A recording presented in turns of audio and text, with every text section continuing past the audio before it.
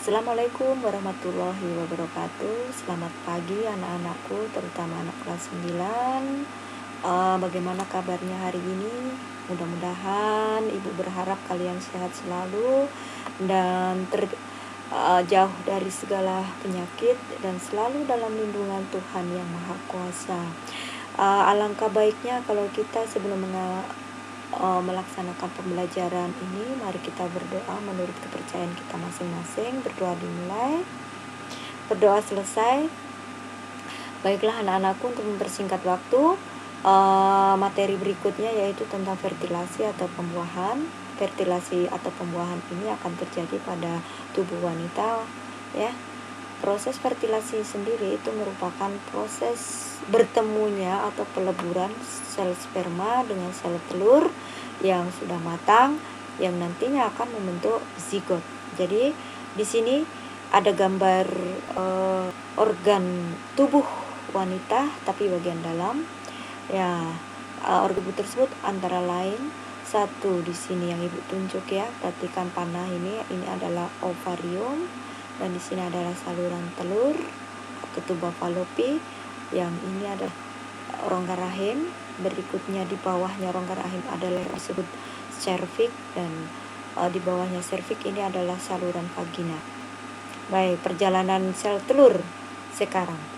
Sel telur yang sudah matang dan yang diproduksi pada ini akan ditangkap oleh infundibulum, lalu disalurkan menuju ke saluran telur. Dia akan berdiam diri. Ini peristiwanya nama ovulasi ya. Sel telur nanti berdiam diri di tuba falopi. Kalau misalkan di sini sel sperma bertemu, maka nanti tempatnya adalah di sini, di saluran telur. Jika bertemu, maka nanti akan membentuk yang namanya zigot. Zigot akan mengalami fase, kalau berhasil ya, akan mengalami fase morula, blastula, gastrula, dan fase organogenesis ya, selama di saluran telur. Kemudian akan terbentuklah, setelah mengalami 4 fase, akan terjadilah kehamilan. Kehamilan nanti itu serta penebalan dinding rahim ya, penebalan dinding rahim di sini, dan siap menerima janin yang sudah mengalami keempat fase tersebut. Janin tersebut akan berkembang di dalam uterus atau rahim sini, dan dia akan membentuk plasenta dan juga tali pusat. Dan selama 9 bulan janin itu akan berkembang di dalam uterus.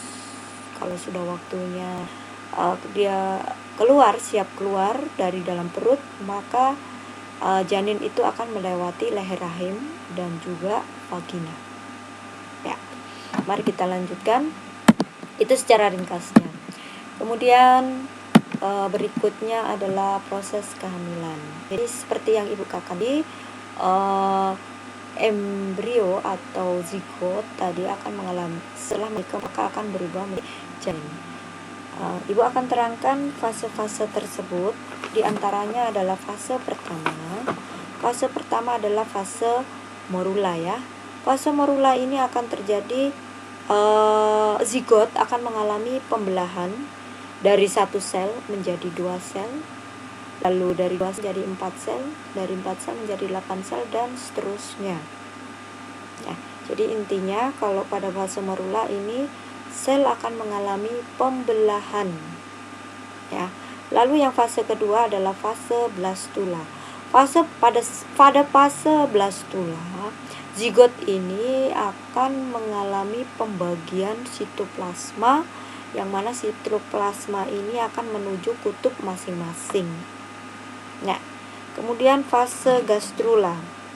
Fase gastrula, setelah sitoplasma sudah menuju ke kutub masing-masing, fase gastrula ini embrio tadi akan mengalami proses diferensiasi atau perkembangan, yaitu dimulainya menghilangnya blastosul, sehingga pada fase ini akan terbentuk lapisan ektoderm, mesoderm, dan endoderm ya. Nanti yang akan berkembang pada saat fase organogenesis. Ya, selanjutnya setelah gastrula adalah fase organogenesis. Iya, yang ini pada fase ini akan terjadi proses pembentukan organ-organ tubuh pada makhluk hidup. Ibu katakan bahwa makhluk hidup di sini adalah hewan dan manusia, itu sama ya. Organ yang dibentuk berasal dari masing-masing lapisan tadi. Jadi pada fase gastrula terbentuk lapisan, 3 lapisan tadi, yaitu ektoderm, mesoderm, dan endoderm. Dan fase organogenesis ini lapisan tersebut akan berkembang menjadi membentuk organ-organ yang dibutuhkan oleh tubuh manusia. Seperti contohnya lapisan ektoderm, otomatis kan bagian luar.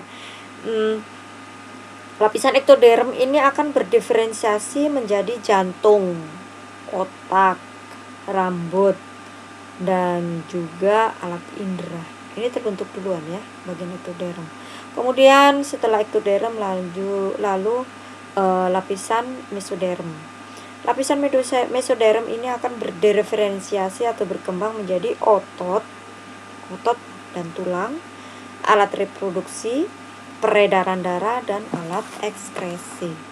Kemudian lapisan yang terakhir yaitu lapisan endoderm akan membentuk sistem pencernaan dan juga sistem pernapasan.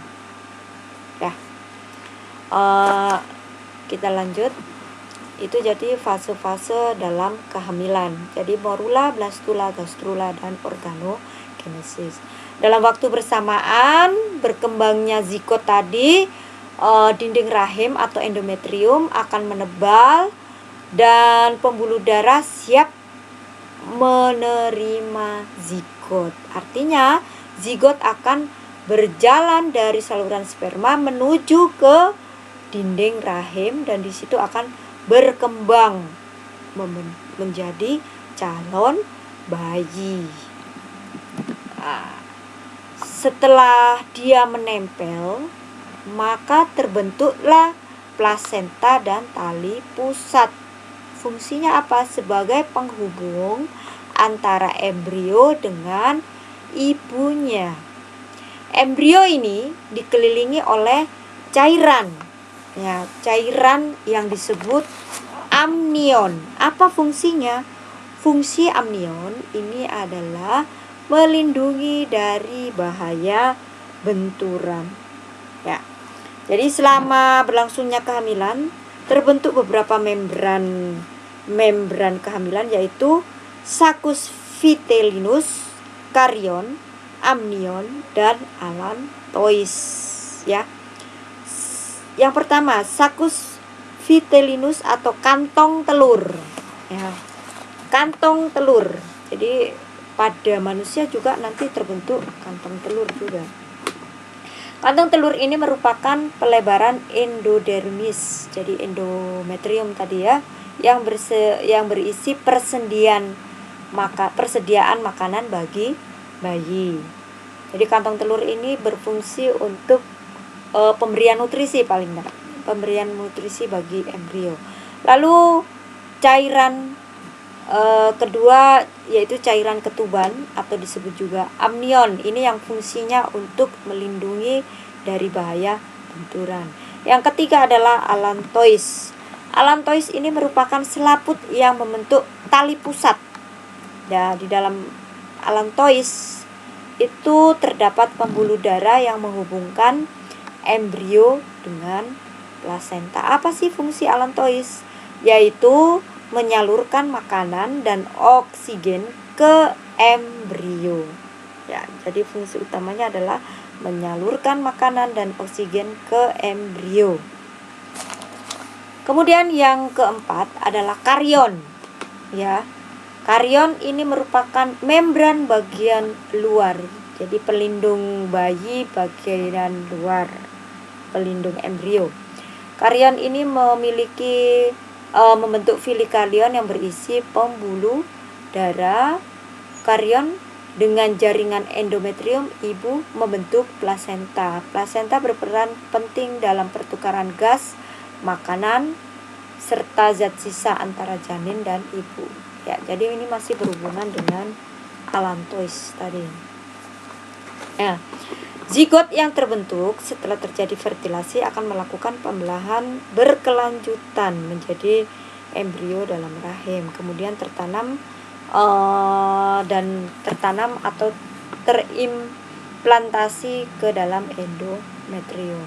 Perkembangan embrio dalam kandungan dapat dibagi menjadi 3 periode, yaitu trimester pertama, trimester kedua, trimester ketiga.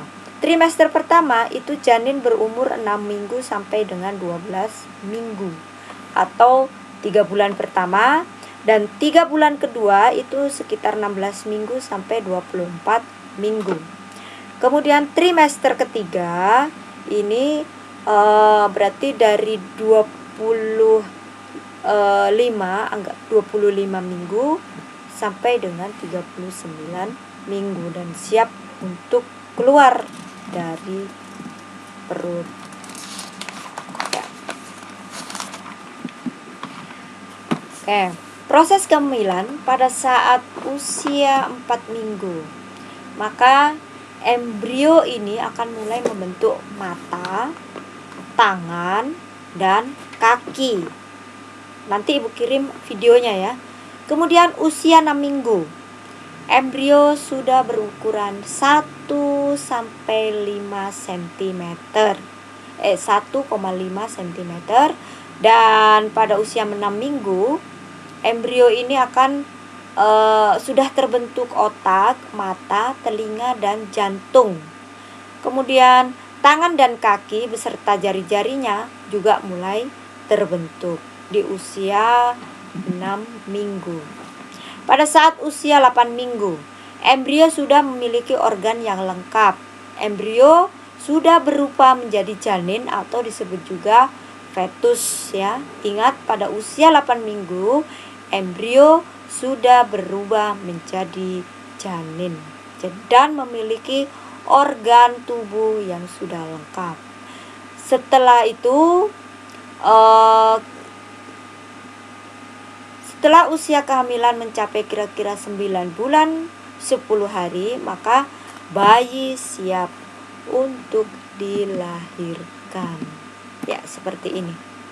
Jadi 1 minggu, 3 minggu, ini 4 minggu. Ini namanya morula tadi ya, disertai terus adanya morula, blastula, dan gastrula di sini. 5 minggu jadi sudah mulai terbentuk organogenesis di sini. Organ untuk seperti ini. Ya. Itulah peristiwa kehamilan ya, kehamilan bagi manusia. Nanti berikutnya akan ibu kirim video tentang proses terbentuknya bayi. Mungkin sampai di sini ibu menjelaskan tentang materi fertilasi atau kehamilan. Kalian bisa baca buku kalian pada halaman 18 sampai dengan 20. Demikian yang dapat ibu sampaikan. Mohon maaf jika ada salah kata. Assalamualaikum warahmatullahi wabarakatuh.